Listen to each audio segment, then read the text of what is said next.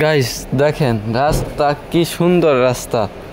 এই রাস্তাটা উত্তরবঙ্গের এত পরিমাণ ফাঁকা আছে ঈদের পরে। দেখেন আপনারা দেখতে পারবেন আমি মোটোব্লগের মাধ্যমে ভিডিওগুলো করতেছি। আমি টাঙ্গাইল যাচ্ছি ঘুরতে আর কি বন্ধুদের বাসায়।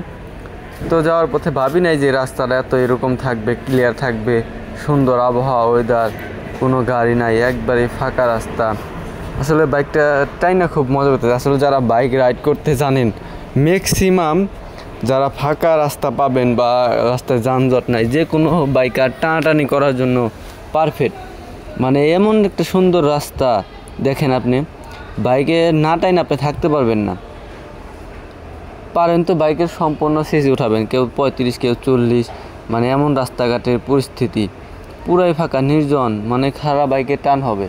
অনেকেই বলে জিক্সার নাকি টান নাই। জিক্সার বাইকটা পাওয়ারফুল বাইক, হ্যাঁ 4B আরও পাওয়ারফুল। 4B জিক্সার এগুলো টপ বাইক, যে কোনো সময় কারেন্ট পিক আপ, টান ওরা ধরে উঠে থাকা।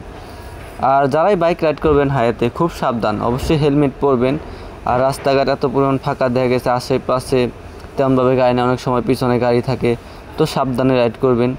আমি আসলে ওরকমভাবে টপ স্পিড তুলতেছি না, মানে আমি একটা সীমাবদ্ধ রাখছি যে ম্যাক্সিমাম টান থাকবে আমার 80-90 বা এরকম 70-80-90, এর উপরে ক্লোজ করতেছি না আমি। আমার দেখা গেছে 70-80-র মধ্যে যেগুলো গাড়ি টান পারতেছে না বা আমি এগুলো ওভারটেক করতেছি, অতিরিক্ত টানতেছি না। 70-80-র মধ্যে যেগুলো গাড়ি টান নাই বা